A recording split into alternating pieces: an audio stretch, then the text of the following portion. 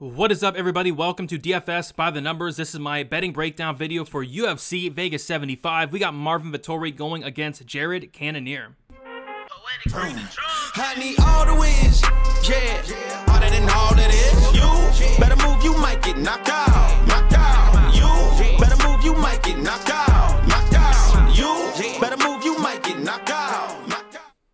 And what is up, guys? We are back breaking down another card from a betting perspective. This week, breaking down UFC Vegas 75. We got an Apex card, a Fight Night card, and honestly, a very good card in terms of an Apex card. Lots of fights that I'm looking forward to. I think we're going to get some finishes. Lots of bets sticking out. Can't wait to go through all of them. Before we get started, if you guys can please leave a like on the video, subscribe to the channel. It is always much appreciated. If you do want a further, more in-depth breakdown on why I like which fighter, on why I'm betting what, I did post a full card breakdown and prediction video last week. Go check that out if you have not already. But yeah, looking forward to talking about this card, and I say we just get right into it. So we're going to start with the first fight of the card. We have Bukowskis going against Zach Powell, and I'm really looking forward to this card, but there's two fights that I absolutely hate, and this is the first one. Like, I'm not high on either guy here. I feel like this fight probably goes the distance. It's probably close, and for that reason, laying minus 190 on Bukowskis just sounds disgusting, quite frankly. But at the same time, there's no way I'm betting on Zach Powell. I'm not betting this fight, quite frankly. I'm probably not even watching this fight. I think it's going to be one of the worst fights on a card that I think is really good, but this fight, I just don't see a ton going on. I can see at range, just not a lot happening. Zach Powell, being a little bit more volume, and then I think Zach Powell can also win minutes against the cage. And if there's any wrestling success at all, it's coming from the Powell side. So it's a pass for me. It's a dogger pass, but I just don't want to put any money on either of these guys. But I would not recommend laying this much chalk on Bukowskis. Just doesn't make a ton of sense to me, but it is what it is. Moving on, we have Ronnie Lawrence going against Daniel Argetta. Nothing sticking out here. You'll notice that Ronnie Lawrence opened up like a massive favorite at minus 550. Money instantly came in on Daniel Argetta, rightfully so. I thought that money would keep coming in throughout the week. Maybe we get Ronnie Lawrence closer to a pick'em. That is not the case. Ended up staying around the minus 180, minus 190 range all week. And at that point, I don't have a ton of interest in Ronnie Lawrence. I like him to win. I think he does win. I think he wins by decision. But going against another wrestler in Daniel Argetta, I feel like it could be a little bit closer than the line does indicate. But I like Ronnie Lawrence. I like his wrestling ability, averaging 7 takedowns per 15 minutes, completing takedowns at a 70% accuracy. And I like his striking as well. Striking is very underrated. I just don't like this price tag, minus 190. So, gonna be another pass for me. I did maybe consider like the decision prop for Ronnie Lawrence to see like plus 140 out there. I don't think that's the worst look in the world, but I'm going to be passing on this fight. And don't worry, I have a ton of bets on this card, and those bets start now with this fight. Teresa Bleda going against Gabriela Fernandez. Bleda minus 220, Fernandez plus 185. This was like the first fight I taped last week, and after taping, I'm like, yeah, I like Bleda a lot. I'm going to consider betting her. And then I see the line, and she's like minus 275, and I'm like, no, because I think it's a great matchup for her. Don't get me wrong. I think stylistically it's a matchup she should win, but I don't trust the cardio, and I don't trust the striking. Like, we got a striker versus grappler matchup here, and it's a fight where Bleda is going to be very strong in the area where Fernandez is very weak, and that's the grappling. And on the flip side, Fernandez is going to be very strong in the area where Bleda is very weak, and that's in the striking. So I think when this fight's on the mat, it's Bleda all day. I think Bleda can finish Fernandez, who almost got finished by Jazz the Vicious.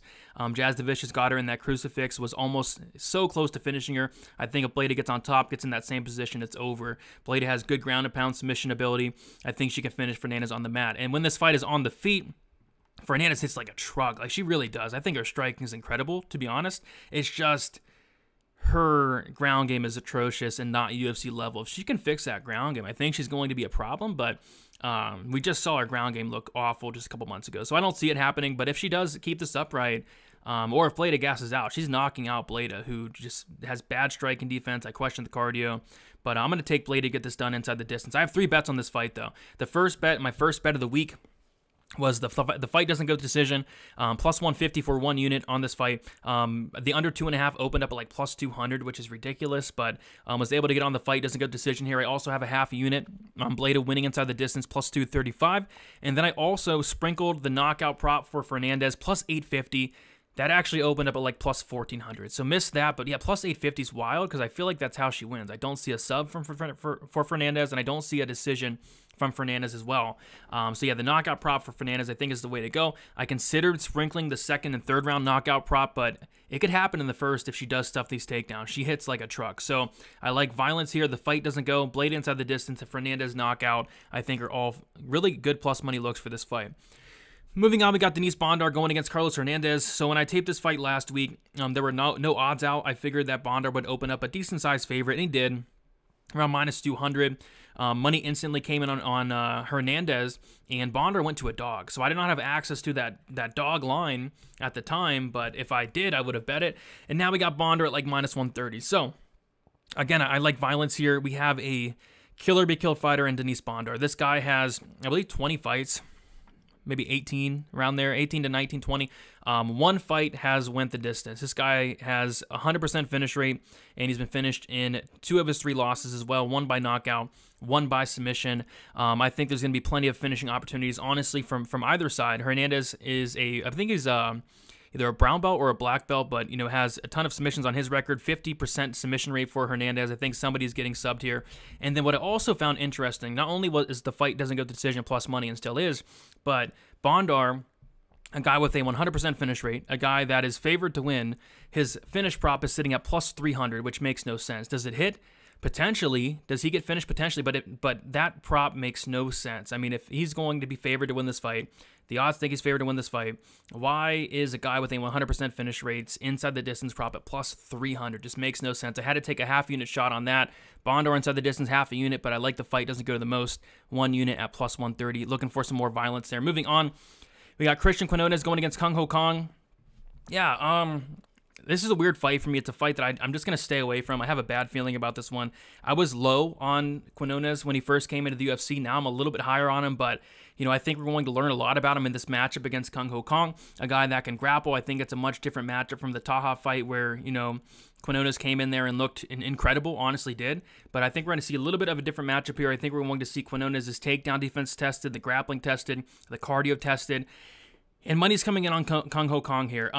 We got Quinones around -135, which is interesting, but I want to take this fight just to learn a little bit more about the guy. You know, I was low on him coming in, a little bit higher now. If he can go out there and beat somebody that's been in the UFC as long as Kung Ho Kong, I'll be even more impressed. And I think Quinones is going to be somebody to look at if he is legit and if he does pass this test. But laying -135, laying any chalk on him, not something I'm really running to the window for. So I think Quinones is the side, but nothing I'm really, really tempted on. Moving on, we got Alessandro Costa going against Jimmy Flick. Really looking forward to this prelim fight. And I do have 2 bets here. So I have the under 2.5 rounds in a parlay. I'll touch on the other parlay leg in a second on the main card. And then I have Alessandro Costa to win this fight inside the distance, 1.5 units, -115. I opted for the inside the distance rather than the KO. I think the KO is more likely, but you know, you go back and watch Costa a couple years ago in his earlier fights. This guy's an incredible grappler. BJJ black belt. We don't see it as much anymore. He's knocking out guys, but this guy can absolutely grapple. So just in case, you know, Flick shoots in for a takedown, gets tired, gets sub, you know, club and sub, I want to be on the inside the distance because really there's not much of a difference between the inside the distance and that knockout prop. So I think it's knockout though. You know, Jimmy Flick is a killer be killed fighter. Finished in 5 of his 6 losses. This guy, I really question the cardio, the heart, the toughness, the durability, the willingness to even be there at this point. After retiring, coming back, looking bad. Is he showing up for a paycheck? That's kind of what it looks like to me, but we'll see. I think if Flick wins, it's round 1 sub. That's how you bet it. But I think that's going to be easier said than done against a black belt, a guy that's as physically strong as Costa, a guy that hits as hard as Costa. I think it's a tough match for Jimmy Flick here. So give me Costa. I think he finished Jimmy Flick, and I think it's late first round here. Violence is the answer on this fight. There's 2 fights where violence really sticks out. This is one of them. Muslim Salikov going against Nicholas Dalby. Nothing here. I always pick against Salikov. Always get it wrong, except for the Leech. I did bet the Leech at plus money, but you know, if Salikov has proved me wrong more often than not, this guy's like 39 years old, terrible cardio, no volume, but he's an incredible striker. He's not getting any younger, and quite frankly, I think he's lying about his age. The guy looks 60. But regardless, I think this fight goes the distance. I think it's close. I think it's competitive. I think it's going to come down to the hands of the judges, and at that point, you're not going to want to lay. I mean, just laying this price tag on Salikov is just ridiculous in general. Like -200 on Muslim Salikov's just ridiculous. So it is dog or pass, but at the same time, like I said, I always get burnt on Salikov fights. Kind of tempted in Dalby. I think he can land more volume, have some success in terms of, you know, pushing Salikov against the cage, having a better cardio, maybe wrestling a tad, but it's going to be a close fight. Give me the dog money, if anything, on Dalby, but I'm not betting on a Muslim Salikov fight. There's just some fighters where I'm like, I'm not betting on their fights. Muslim Salikov is one of them. I am betting on the next fight, though. Next 4, actually. We got Manuel Torres going against Nicholas Moda. This is going to close out my parlay, my biggest play of the night. I have 2.5 units on this parlay. The Moda-Torres fight won't start round 3. It means the fight won't start the 3rd round. Minus 250 parlay with Jimmy Flick, Alessandro Costa, under 2.5 rounds, minus 130. That came out to plus 100, plus 101. And I have 2.5 units on it. I like violence in both spots. Manuel Torres is just a wild man. Both these guys have been finishing all their losses, all 6 losses. I think this is going to be an absolute car crash from the jump. I like that parlay. And I also have 1.5 units on the under 1.5 at minus 150. Missed the line significantly, but I still think it's a good look. In a Manuel Torres fight, a guy that has like 16 fights, he's been to the 2nd round only once in his entire career, and you can see why when you watch this guy. This guy fights like a wild man. I think it's an early night for one of these guys. I wouldn't lay chalk on Manuel Torres here. I think it all comes down to who lands that big shot first. I do like the durability a little bit more of Torres. I really hate the durability of Moda, who's getting knocked out a ton throughout his career. So I think Torres does land the big shot, but Moda hits like a truck himself. I think somebody's getting served here. Somebody's getting served here early. Give me the under. Missed the price. I'd opened up at like plus 160. Was there for like a couple minutes. Went to plus 105. That was there for a few minutes, and then it was like minus 110. It just kept getting bet down and down and down all week, and I didn't have access to it. But I finally was able to get it at minus 150, and I'm happy. I'm happy with that. Although people got a lot better number than me, so we'll see what happens. I think it hits, and I still think there's value on that minus 150 in a Manuel Torres fight. Moving on, Pat Sabatini going against Lucas Almeida. These odds really surprised me. I'm high on both guys, but my goodness, we got a striker versus grappler matchup. I feel like this fight can go either way. All comes down to who's going to implement their game plan. Is it going to be Pat Sabatini taking down Almeida early and often, controlling him across 15 minutes, or is it going to be Almeida stuffing the takedowns, keeping it at range, and knocking out Pat Sabatini? I see the fight playing out one of 2 ways. Sabatini decision, Almeida knockout. 2 props that stick out. The finish only for Lucas Almeida, a guy with a 100% finish rate, a guy with an incredible chin, a guy with a BJJ black belt, a guy where I don't see Pat Sabatini finishing Lucas Almeida. And then a guy in Almeida who has a 100% finish rate, right? A guy that hits like a truck. His finish only prop is sitting at plus money. I got 1 unit on it at plus 112. And I also like the knockout prop for Almeida. I don't see Almeida submitting Pat Sabatini unless maybe it's a club and sub. And I don't see Almeida winning a decision at all, really. Because I think if Almeida's having success, it is at range. And when it is at range, Almeida's going to have a significant advantage. Almeida hits like an absolute truck. We've seen Pat Sabatini hurt. We've seen him knocked out, got dropped by Emmers, got dropped by Jackson, finished by Jackson. Almeida's no joke on the feet. So, yeah, I think Pat Sabatini can win this fight, can win it by decision. But if Almeida's able to stuff the takedowns or just get even a couple minutes at range, I think he can get the knockout. So I have a half unit shot on the knockout prop for Almeida. Just a crazy price of plus 420. I mean, I think that's his win condition there. Moving on, we got Christian Leroy Duncan going against Armin Petrosian. Another knockout prop for me, half a unit shot on the knockout prop for Christian Leroy Duncan, plus 225. 8-inch reach advantage. The guy hits hard. He's a finisher. Finished all but one of his wins. We've seen Petrosian finish before. Guys are taken down. Both guys are getting taken down by their opponents. We're going to get a striking fight here, and both guys are going to like that, but I think it's going to be Duncan landing the harder shots, having the bigger moments, having the finish upside. I considered the finish only for Christian Duncan, but it was like minus 300, so didn't bet that. But what I do like is that plus money knockout prop. Armin Petrosian probably going to be landing more volume across 15 minutes. If it does go there, if it does go to decision, he might even edge it off of volume. But still, if it goes to decision, I think it's Duncan probably landing the bigger shots, stealing the moments. But I think Duncan can knock him out. So I like that plus 225 knockout prop. And I have a half a unit on it there. 2 more fights left. We got Arman Tsarukyan going against Joaquim Silva. Tsarukyan minus 1,000. Silva, big dog here, plus 700, rightfully so. Can't argue this line. I mean, I'm not sure why this fight is even happening. It makes no sense. It's not even close. It's not even competitive. Silva really has nothing, in my opinion, for Arman Tsarukyan outside of like a puncher's chance, and even that's kind of a stretch there. So Tsarukyan should get this job done. It's just how do we make money on this fight? The way I'm attacking it is I think it is by knockout.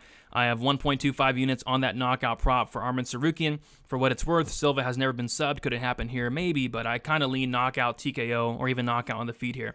And what also stuck out were the 2nd and 3rd round props for Tsarukyan. So he's actually favored to win this fight in the 1st round, which it makes sense, but it's like minus 120 for Sarukian to win this fight in the first round, which is kind of ridiculous. So seeing a first round prop at chalk. The second round for Sarukian's plus 470. I put a quarter unit on that, and the round 3 is plus 1,300. Sarukian's not really a finisher, to be honest. He has 2 finishes inside the UFC, but he's won a lot of decisions. He's not really going out there and sparking really anybody. Even the Alvarez fight beat the crap out of him, but he took him about a round and a half to finish that fight. If Silva can hold him there for the first 5 minutes, those second and third round props are going to be super live. Could it happen in the first? Sure, it could. This fight's not even close, but I'm hoping Silva can survive at least 5 minutes here, get finished in the second or third, and cash one of those second or third round props. But I think the knockout can happen at any point, and that's why I do like the knockout prop the best, 1.5 units, 1.25 units at minus 125. And then finishing the night, we got the main event, Marvin Vettori, Jared Cannonier. Short and sweet, nothing here for me. Close fight. You got the power of Cannonier, the volume of Vettori. I also think that Vettori can mix in the wrestling. Vettori did get down to a pick him for a second. Was hoping he might go to plus money. I think he even did go to plus money on a book. Did not have access to the line at the time, though, but would have not minded some Marvin Vettori at that plus money. Now that he's like minus 130, I'm okay on that. It's going to be a close fight that really can go either way. It's going to go 25 minutes more often than not. And then, of course, you have the crooked judges that are probably going to get it wrong. Vettori's my pick, but I would have liked to get plus money on the guy. I think it's a close fight here, but give me Vettori to get the job done. Quick recap of the bets. Torres Bleda, Fernandez fight doesn't go 1 unit plus 150. Bleda inside the distance, half a unit plus 235. Fernandez KO, quarter unit plus 850. Bondar, Hernandez fight doesn't go to decision, plus 131 unit. Bondar inside the distance, half a unit plus 300. Lucas Almeida scorecards equals no action, aka finish only 1 unit plus 112. Almeida KO plus 420, half a unit. Armin Sarukian KO 1.25 units minus 125. Sarukian round 2, quarter unit plus 470. And round 3, quarter unit plus 1,300. Costa inside the distance minus 115, 1.5 units. Moda Torres under 1.5 rounds minus 150, 1.5 units. And my parlay 2.5 units on the Torres fight won't start round 3. And the Costa flick under 2.5 plus 101. And then Duncan Petrosian. Duncan wins by KO, half a unit plus 225. 15 bets, and I think 12 of them are plus money. So lots of plus money spots. Looking forward to this card. Looking forward to some violence. Best of luck, everybody. Leave a like on your way out. Subscribe to the channel. And best of luck for UFC 275. We'll talk to you guys soon. See ya.